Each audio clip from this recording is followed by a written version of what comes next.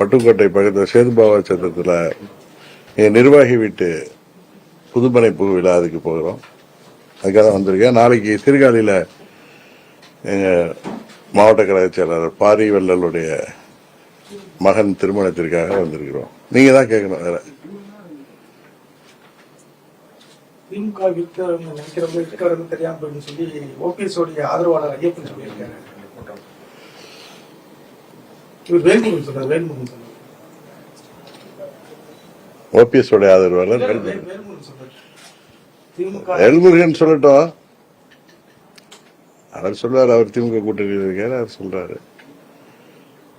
அண்ணன் ஓபிஎஸ் அவர்களும் தம்பி உசிலம்பட்டி ஐயப்பன் அவர்களும் நேற்று சட்டமன்றத்தில் ஓபிஎஸ் முன்னிலையில் ஐயப்பன் அவர்கள் பேசியதை தமிழ் கூறும் நல்லுலகை பார்த்தது. அண்ணன் ஓபிஎஸ் அவர்கள் எங்களோடு 30 ஆண்டுகளாக தொடர்பில் உள்ளவர். அவருக்கு 1000 வருத்தம் இருக்கலாம். அவர் எந்த இயக்கத்திற்கும் செல்வதற்கு தனிப்பட்ட முறையில் அவருக்கும் ஐயப்பனுக்கும் எந்த இயக்கத்திற்கு செல்வதும் அவர்களுடைய தனிப்பட்ட விருப்பத்தை பொறுத்தது. ஆனால் சட்டமன்றத்தில் யாரால் அந்த சட்டமன்றத்திலெல்லாம் இவங்கள் அடியெடுத்து வைத்தார்களோ அந்த சட்டமன்றத்தில் அமைச்சர்களாக, எதிர்கட்சி தலைவராக, எதிர்கட்சி துணைத் தலைவராக 3 முறை முதல்வராக எல்லாம் பொறுப்பேற்று பணியாற்ற வாய்ப்பு கிடைத்த அந்த சட்டமன்றத்தில் தம்பி ஐயப்பன் அவர்கள் முதல்வரை வாழ்த்தி பேசுவது, முதல்வரை அவர் கட்சியில போய் சேர்வதெல்லாம் அவர்களுடைய தனிப்பட்ட விருப்பம். ஆனால் கோடானு கோடி தொண்டர்கள் தெய்வமாக தினமும் போற்றி வணங்குகிற புரட்சித் தலைவர் எம்ஜிஆர் அவர்களுக்கும் புரட்சித் தலைவி அம்மா இதயம் அம்மா அவர்களுக்கும் களங்கத்தை உருவாக்குகின்ற விதமாக அவர்களது புகழுக்கு களங்கத்தை ஏற்படுத்துகின்ற விதமாக அவர் ஐயப்பனை பேசி ஐயப்பன் இவருடைய ஆதரவோடு வாழ்த்துக்களோடு பேசுவதாக சொன்னது உண்மையிலேயே கோடானு கோடி தொண்டர்களை மாத்திரமல்ல, புரட்சி தலைவர் எம்ஜிஆர் அவர்களை அவர் மறைந்து எத்தனையோ ஆண்டுகளானாலும், அம்மா அவர்கள் மறைந்து எத்தனையோ ஆண்டுகளானாலும் அவர்களை இன்னும் மனதில் நினைத்து அவர்கள் வழங்கிய நல்லாட்சியை, நல்ல திட்டங்களை நினைவு கூறுகின்ற தமிழ்நாட்டு மக்களும் உண்மையிலேயே அதை ஏற்றுக்கொள்ள மாட்டார்கள். ஓபிஎஸ் அவர்களுக்கு எவ்வளதோ எண்ணங்கள் இருக்கலாம். அவர் இன்னும் மக்கள் பணியாற்ற வேண்டும் என்பதற்காக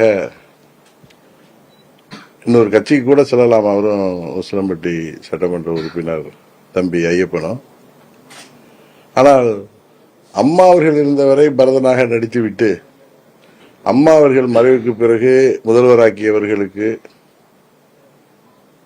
அந்த கட்சிக்கு, அந்த ஆட்சிக்கு எதிராக 2017 திமுக கொண்டு வந்த நம்பிக்கையில்லா தீர்மானத்தில் 2017 பிப்ரவரி 18 அன்று எதிர்த்து வாக்களித்தவர் தான் நண்பர் ஓபிஎஸ்.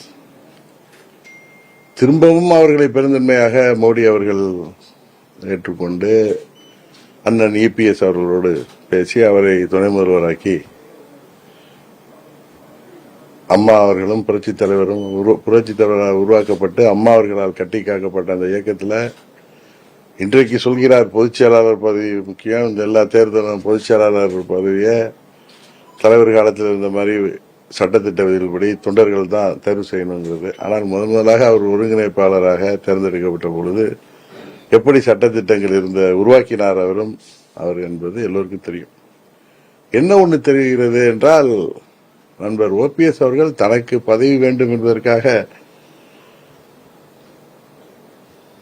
எதையும் செய்ய துணிந்து விட்டார் என்பது உண்மையிலேயே வருத்தம் தக்கது. ஏன்னா 99 எனக்கு அவரை நன்றாக தெரியும். அவர் திமுக முதலமைச்சரை வாழ்த்தி பேசலாம், அவரை போய் சந்தித்து நலம் விசாரிக்கலாம். 2017 பிப்ரவரி மாதம் 5ஆம் தேதி அவரை பதவியிலிருந்து இறக்கியது ஒரு நியாயமான நடவடிக்கை என்பதை இன்றைக்கு தமிழ்நாட்டு மக்கள் புரிந்து கொள்வார்கள்.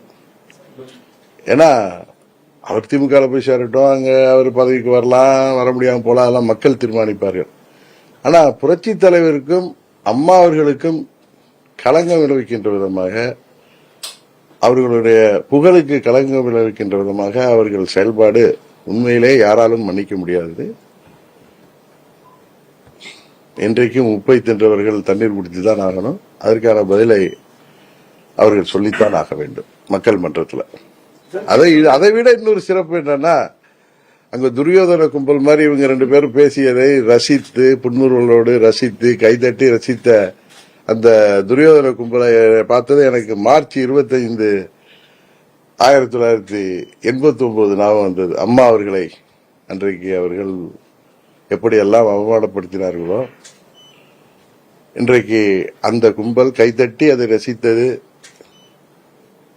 புன்முறுவிட்டு ரசித்தது, அதற்கு ஏற்ப இவர்கள் நடந்து கொண்டது அம்மா அவர்களுக்கு, புரட்சி தலைவருக்கு இதைவிட ஒரு தீங்கு யாரும் இழைக்க முடியாது என்கிற அளவிற்கு அவர்கள் செயல்பாடு இருந்ததாகத்தான் நாங்கள் பார்க்கிறோம். அவர்கள் திமுகவுக்கு செல்வதிலோ இல்லது அவருக்கு திமுக ஆதரவாக இருப்பதிலோ அது அவர்கள் தனிப்பட்ட விருப்பம். ஆனால் எனக்கு என்ன திருப்தியா இருந்துச்சுன்னா, பிப்ரவரி 5, 2017 என்று அவரிடம் அந்த கடிதம் பெற்றது எவ்வளவு சரியான செயல் என்பதை நான் உண்மையிலேயே பெருமிதமாக கருதுகிறேன். அவர்களுக்கு லட்சம் தொண்டர்கள், கோடான் கோண்டி எம்ஜிஆர் பக்தர்கள், அம்மாவின் பக்தர்கள் உறுதியாக அவர்களுக்கு தமிழ்நாட்டு மக்கள் ஆதரவோடு உரிய பதிலை தருவார்கள் என்று நான் நம்புகிறேன்.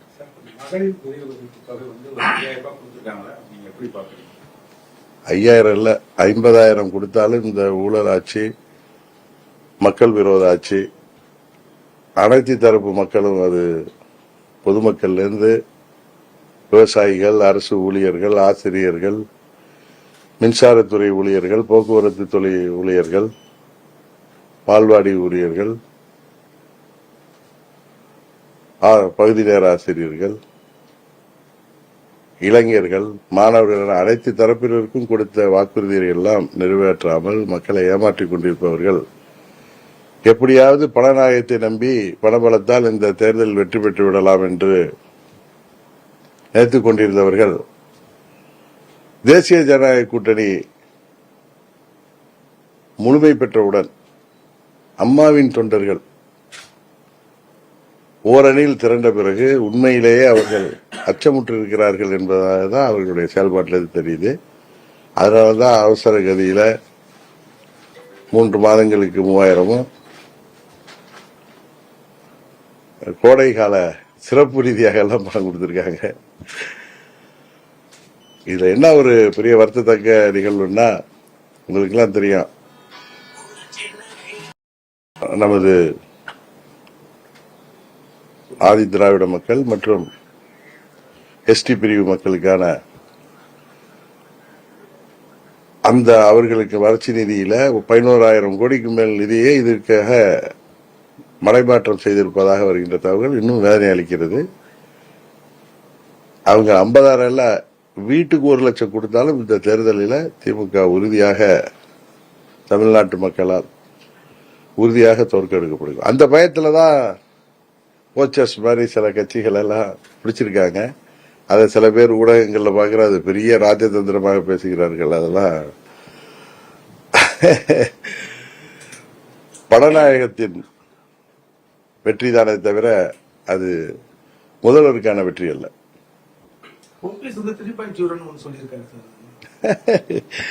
1.0 தர்ம யுத்தம் நடத்தினாரு. தர்ம யுத்தத்தை தர்மர் நடத்தணும் இல்ல, அண்ணன் ஓபிஎஸ் அண்ணனை தர்மரா நினைச்சு கொண்டு அன்றைக்கு ஆரம்பித்த ஆட்டம் 2.0 அதெல்லாம் என்ன சொல்லுவாரு அவரு கேக்கிட்டா, அதை பெரியவர் குருமூர்த்தி சொல்லிதான் நான் பண்ணேன்னு சொல்றாரு. சுயபுத்தி இருக்காதான்னு தெரியல. 2.0 அன்றைக்கு சொன்னார்.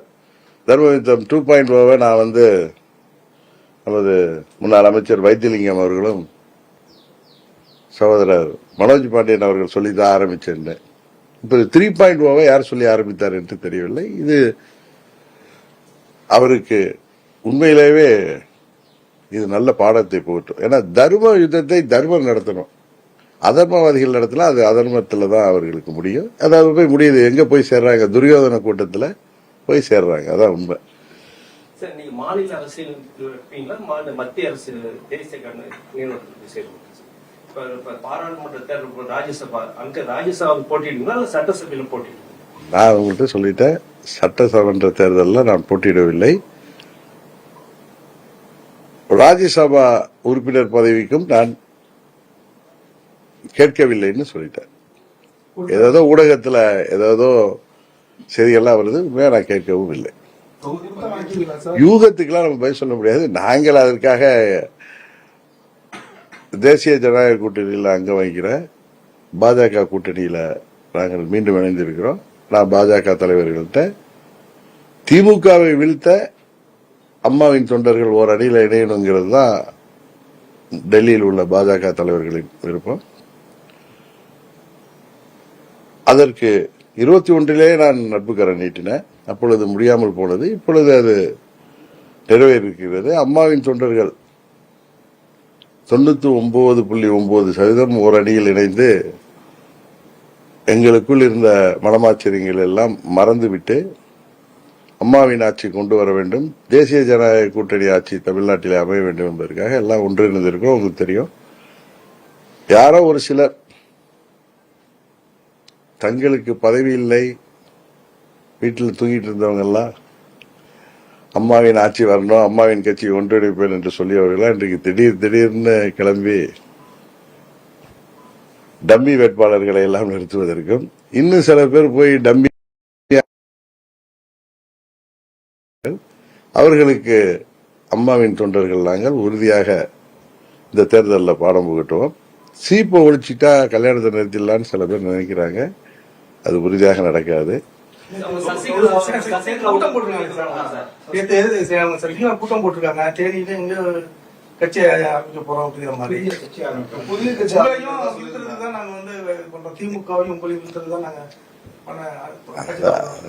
திமுகவே எங்களையும் வீழ்த்தலாம். தனிப்பட்ட தினகரன் தனியா போறப்ப என்ன காரை மறைச்சு அடிக்கலாம், வீழ்த்தலாம். திமுகவுக்கு சாதகமாக செயல்படுபவர்கள் செயல்பாடுகளை மக்கள் தெரிந்து கொள்வார்கள். இன்னும் சொல்ல போனா அம்மா என்றவர்கள், அம்மா தான் தெய்வம், அம்மாவின் ஆட்சி வேண்டும், அம்மாவின் கட்சியை நாங்கள் ஒன்றுபடுத்துவோம் என்று சொன்னவர்கள் எல்லாம் இன்றைக்கு திமுகவின் ஏஜெண்டுகளாக செயல்பட்டு வருவது வெட்ட வெளிச்சமாகி வருகிறது. கேளுங்க, அதே மாதிரி ஒரு கட்சி ஆரம்பிச்சா அந்த கட்சி ரிஜிஸ்டர் ஆகிறதுக்கு குறைந்தபட்சம் 6 மாசம் ஆகும். தேர்தல் ஆணைய விதிகள் படி ஒரு கட்சி ஆரம்பிச்சோன்னா அது ரெசல்யூஷன் போட்டு அந்த கட்சி 100 பேர் சேர்ந்து ஒரு கட்சி அடிப்படையாக 100 மெம்பர்கள் சேர்ந்து உருவாக்கி அதை தேர்தல் ஆணையத்தை எழுப்பி அது 6 மாதங்கள் ஆகும். என்னதான் இவங்க அவசரப்படுத்தினாலும் அது 3 மாதங்களுக்குள் முடியவே முடியாது. அதனால யாராவது கட்சி ஆரம்பிப்பேன் என்று உங்களெல்லாம் ஏமாத்துறாங்களா, ஏமாறாதீங்க. இன்னும் சில பேர் நான் இன்னைக்கு தமிழ்நாட்டில் ஏதோ எத்தனையோ நிகழ்ச்சிகளை பார்த்திருக்கோம். கடந்த காலங்களில் எத்தனையோ அரசியல்கள் இருக்கு. ஆனா திடீர் சாம்பார், திடீர் இட்லி மாதிரி திடீர்னு கட்சி தொடங்குவோம், திடீர்னு வேட்பாளர்களை, அதுவும் நிறைய கட்சிகள் இப்ப கூட திமுக என்ன பண்றாங்க, பிள்ளை பிடிப்பவர்கள் போல நம்ம ஊர்ல எல்லாம் அந்த பிள்ளை பிடிப்போம் பூச்சாண்டி மங்களா அது மாதிரி அண்ணா திமுக எம்எல்ஏ இருந்தவங்க எல்லாம் பிடிக்கிறாங்க. அந்த தனிநபர்கள் போய் அங்கு போய் சேர்வதனாலையும் அவர்கள் அம்மாவின் ஆட்சியை வரவிடாமல் தடுக்க முடியாது. யாரோ ஒரு சிலரை சட்டமன்ற உறுப்பினர்களாக இந்த இரட்டை இலையாளானவர்களை அவர்களை அழைத்து சென்று என்னதான் பணநாயகத்தோடு இருந்தாலும் அந்த தொகுதி மக்கள் என்ன நினைப்பார்கள் தெரியும்.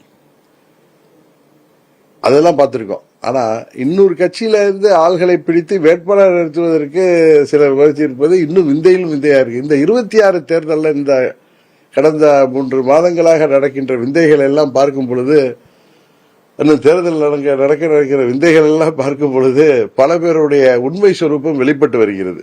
இப்ப அண்ணன் OPS தன்னை பரதனாக காட்டிக் கொண்டவர் இன்றைக்கு அவருடைய செயல்பாடு தெரிகிறது. அதுபோல இன்னும் சில பேர்களின் உண்மை சொரூபம் விரைவில் வெளிப்படும். தமிழகத்தில் கூட்டணி ஆட்சி வந்தது.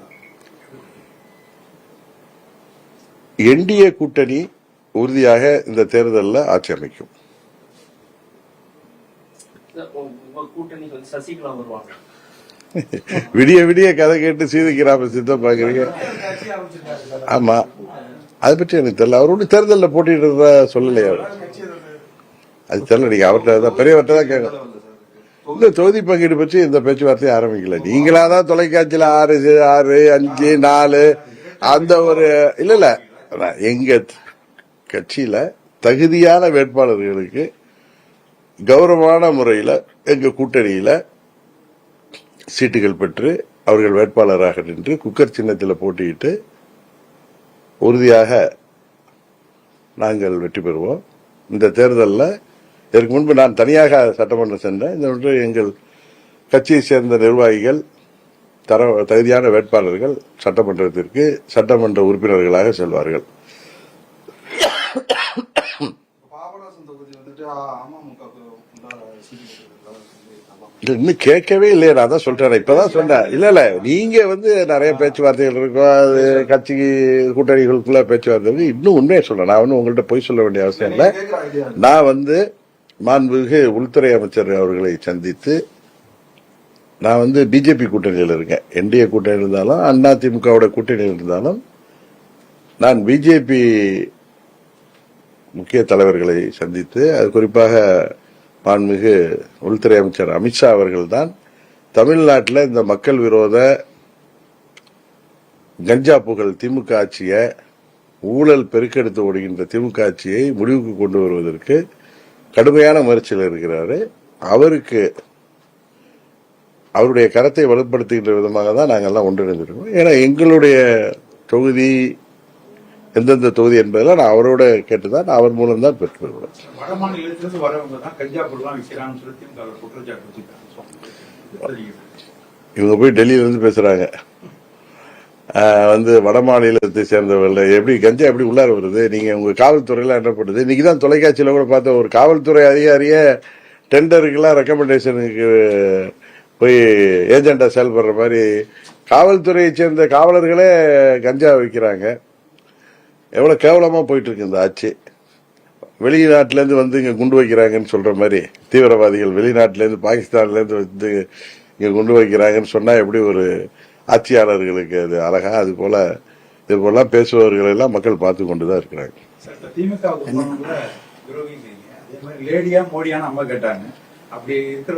இல்லங்க, திமுகவிற்கு போனவங்களை நான் விரோதின்னு சொல்லல. அது அவர் தனிப்பட்ட விருப்பம். ஆனா அம்மாவும் தலைவரும் அவர்களின் ஆத்மா அவர்களோட ஆட்சியோடு திமுக ஆட்சி அமைக்குன்னு சொல்றத எந்த ஒரு அம்மாவின் தொண்டரோ புரட்சி தலைவரின் தொண்டரோ யாரும் ஏற்றுக்கொள்ள மாட்டார்கள். ஏன்னா புரட்சி தலைவர் கட்சி ஆரம்பிச்சதே திமுகவை தீய சக்தின்னு சொல்லி அதற்காக தான் அவர் கட்சி ஆரம்பித்து 15 ஆண்டுகள் தொடர்ந்து அவர் வாழ்நாள் முழுவதும் திமுக ஆட்சி பொறுப்புக்கு வரவிடாமல் செய்தார். அதற்கப்புறம் கட்சி பிரிந்திருந்ததால் 2 ஆண்டுகள் திமுக ஆட்சியில் இருந்துச்சு. திருப்பி அம்மா அவர்கள் தலைமையேற்று கிட்டத்தட்ட 30 ஆண்டுகள் 29 ஆண்டுகள் திமுகவை பலமாக எதிர்த்தவர். அவர் ஊட்டிய அம்மா அவர்கள் எங்க டிஎன்ஏலே திமுக எதிர்ப்பதான் ஊட்டி வளர்த்தார்கள். அதனால அதை வேண்டாம் என்று உறிஞ்சி தள்ளிட்டு வேற கட்சிக்கு பதவிக்காக செல்வது தனிப்பட்ட விருப்பம். அது யார் வேண்டாம் எந்த கட்சிக்கு வேணாலும் செல்லலாம். அது அவர்களுடைய சுய விருப்பம். அம்மாவோட படத்தை பையில வச்சிருந்தாங்க, வீட்டுல போட்டோ மாட்டிருந்தாங்களா, அதெல்லாம் கழட்டி வைக்கிறாங்கன்னா அவங்களுடைய மனநிலை, அவர்களுடைய சுவாபம் எல்லாம் எல்லாருக்கும் தெரியும்.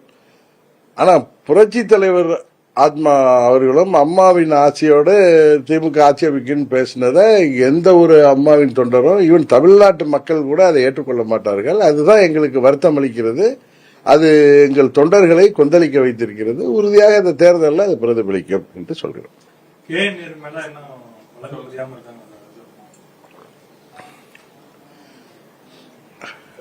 சென்னை உயர்நீதிமன்ற தலைமை நீதிபதி அமர்வு அதுல பிரைமா ஃபேசி இருக்கு, கேஸ் ஃபைல் பண்ணுங்கன்னு அரசாங்கத்தை சொல்லியிருக்காங்க.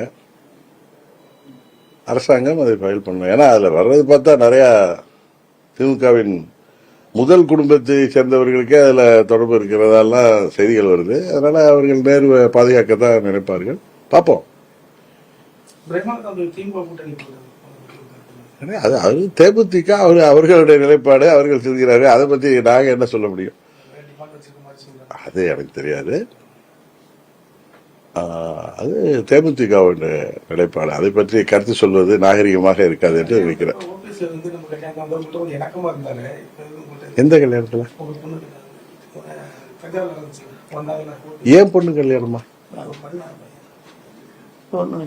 வைத்திலிங்கம் வீட்டு கல்யாணத்துக்கா?